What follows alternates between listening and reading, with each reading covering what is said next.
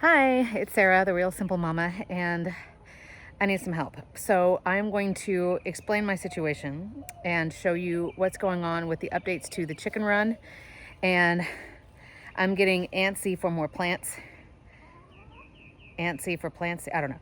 Anyway, so I'm wanting to do some more, and I kind of have some ideas. So I'm going to show you my situation, show you what we've got right now, and hopefully you guys can give us some suggestions on how to best do this. So here's the deal. Right now we have the stereotypical brown barren wasteland, right, which your chickens are going to do within just a day or two. And so I'm going to show you what we've got and then show you my ideas, and then I'll ask for help at the end. So we are in the process of, we've planted some stuff here all around the border.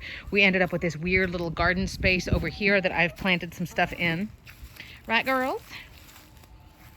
And I'm wanting to do this for a few reasons. I mean, number one, I just like excuses to have plants, and you can see I've got a whole bunch of little honeybees and stuff over there on my yellow Esperanza.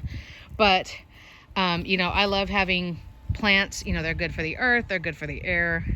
I just like having the color, but that brings me to the other problem, that we just need some color here. Now, what I'm wanting to do is plant some stuff, nerds, plant some stuff that is obviously not poisonous to the chickens. That's the number one thing, right? We don't want to put anything in there and just assume, oh, my chickens will probably be okay. They know to not eat that, because theoretically they do, but I don't want to tempt fate, right? So, but I also don't want to waste money and spend a whole bunch of money and a bunch of my time digging in this rock infested area only I'm watching my chickens, only to, basically have them say, oh, cool, thanks, Mom, for spending $50 on plants. I'm going to eat them in like 7 minutes. So we have some other quick ideas for color, and you can see I've got other chicken and landscaping videos if you want to get all of the ideas. So I'm just going to do a crash course in that real quick and then ask for suggestions. So I'm trying to find some other ways to do some color. I am going to buy like a little plastic chair for me to sit out here with the chickens. I've never had a real chair or a stool to sit with them, and I really want one. So I'm going to do that in a fun color. I might buy myself like a beach umbrella to put out here that's bright colors. We haven't decided yet if we're going to do that. I've got that ugly lean-to that I'm going to plant, or that I'm going to paint. I'm not going to plant that. And we're going to set that up so the chickens have some more shade, and then I can do some more hanging baskets and stuff over there. They have their blue pool. But really what I want to do is add some plants. And if you guys have seen my other videos, you know that I like planting perennials. And what's nice about them is they may die down in the winter, when there's a freeze. They may die all the way to the ground, but they're still doing work below ground with the root systems. And then the next spring, when the temperature goes back up, not only will those plants come back up, but they usually have spread. So basically you fork over the money once and you do the labor once, and then the plants will continue to spread. And a lot of stuff that I've planted here, particularly the purple heart, which I've got, I think 4 of them, 1, 2, 3, and then one down there on the corner. We'll do that. Sweet potato vines will do that. There's a lot of salvia that will do that. Most bulbs, from amaryllis to iris to tulips, elephant ears, a lot of bulbs will do that. Cannas, there's a lot. So what I'm wanting to do is get some perennials, either bulbs or bushes, or maybe even some herbs. And I'm going to put a couple of just isolated plants in the ground. So for example, I would do, here's the actual fence, right? So I've got this little border zone all the way down, and I apologize for the focus, but I'd like to do something all along there. And yes, it is completely full of rocks. But like I said, if I could plant something once and it continues to come back year after year, give us some color, give the chickens some shade, and let them have something else to snack on, then I'm all for that. And then maybe do something here in the corner and along here a little bit, and then the same past the rosemary bush over there on the other side. So the other things that I would really like, I would like it to be, like I said, something of course that's safe for the chickens to eat. It'd be great if it's something that can eventually provide some shade for them. And we're trying to give them lots of different options for shade. You can also see my, it's going to be a full coop ventilation and solar fan build video. That's going to be, it'll be a longer video, sorry, but we're going to show you everything we've done for the ventilation of that Omaha coop, but a lot of it's just going to be general ideas, right? And then we are building a whole mechanism. You can see the solar panel, and then they've got a fan right in there. We'll show you everything that we did to put all that together. But anyway, So here's the problem. If you ever follow anybody on Facebook or on YouTube, I'm not on Instagram, but I'm sure there are plenty there also. People who have chickens, some of them, I mean, the chicken area looks like this, right? Because I mean, that's technically what you're gonna get. Like, you know, we love our birds and you can have cute chicken coops, but I mean, this is what the ground looks like, right? But there are some people who have done a lot of landscaping and they just have a lot of land. So, you see this?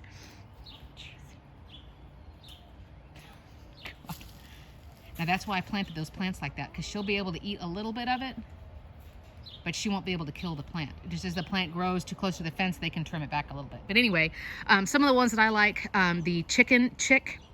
She is Nikki. I want to say she's in Ohio too, but she's in America. She's up that way in that part of the country. And she's got this gorgeous, like beautiful, big land that backs up to like a forest, and it's all landscaped, and she's got multiple coops, and it's just gorgeous. She's also published a lot of books and some other stuff too.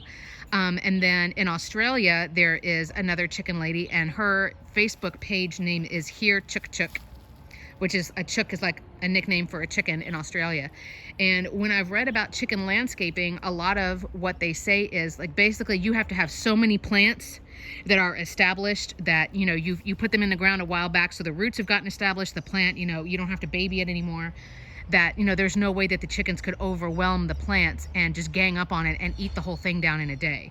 Now with this size space, and me having 5 chickens right now and then more chickens later, you know, obviously even if I put full sod down, if they had nothing else to do, I mean, they would still eat it all.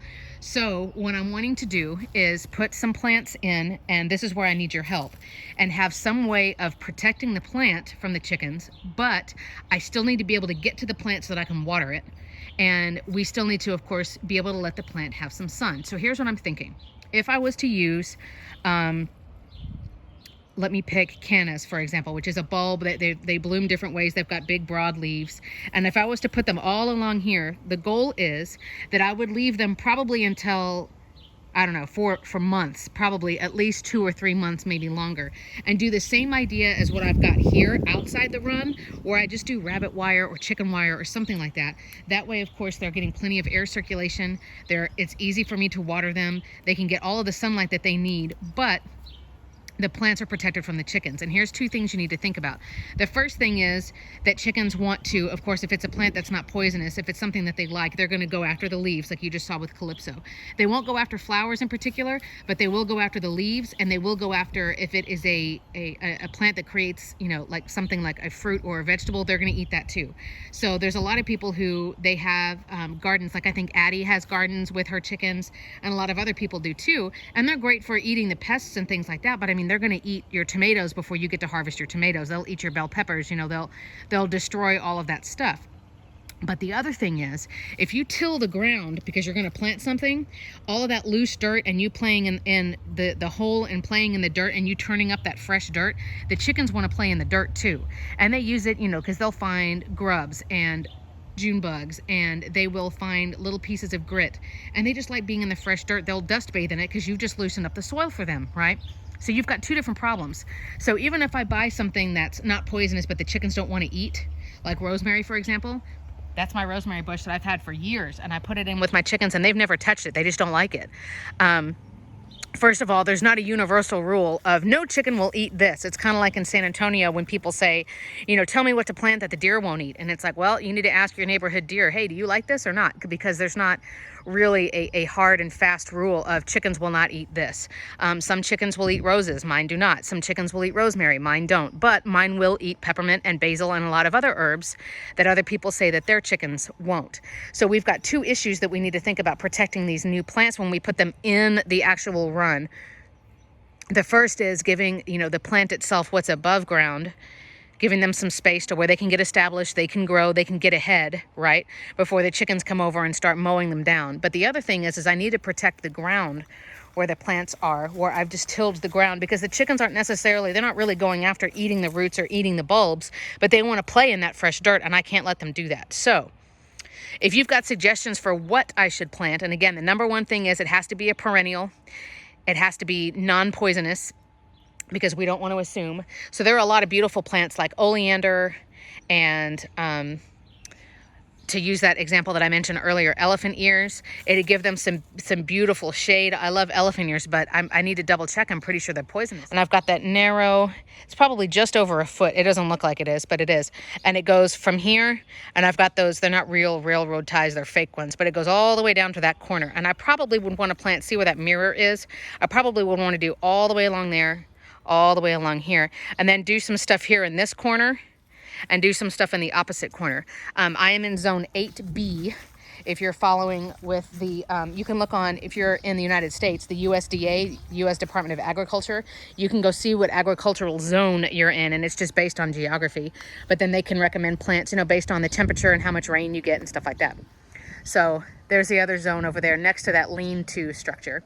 But what I really need help with is, how am I gonna protect the plants? And I thought about doing, you know, I have plenty of chicken wire, I have plenty of rabbit wire, but obviously I can't do it just upright, just a little bit. I'm afraid the chickens will still get in there. So I'm wondering if I should, and I know this isn't gonna be graceful, like do it like this and do like, make almost like a little plant tunnel that's, you know, mounted in the ground with stakes, and then and we staple it like to the fence.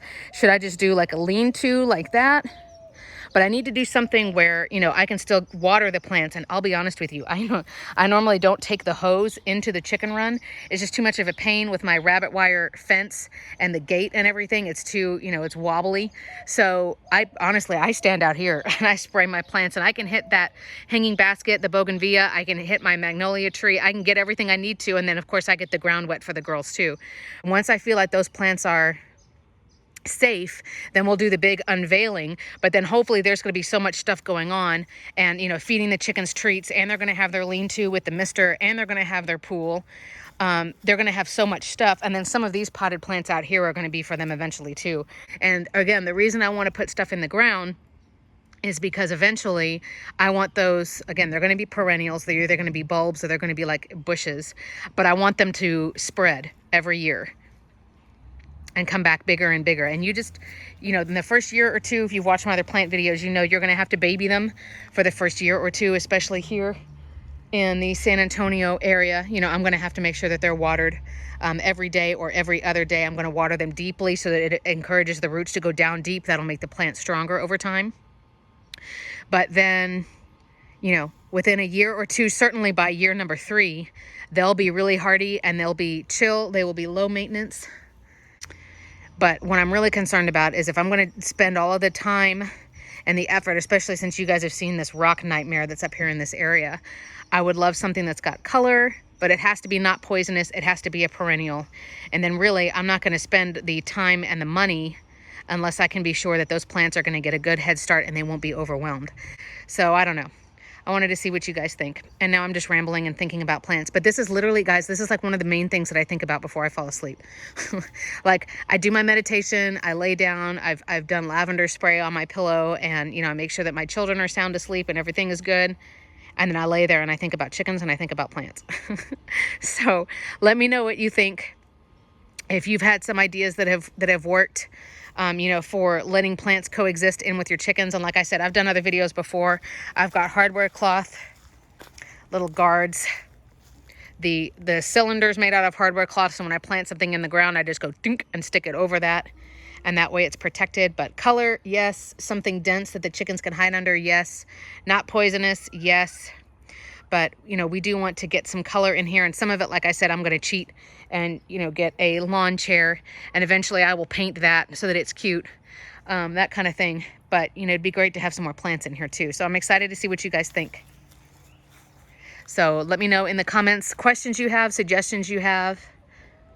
And we will make some more progress videos with the landscaping as well as the automatic coop door. We are almost done with that.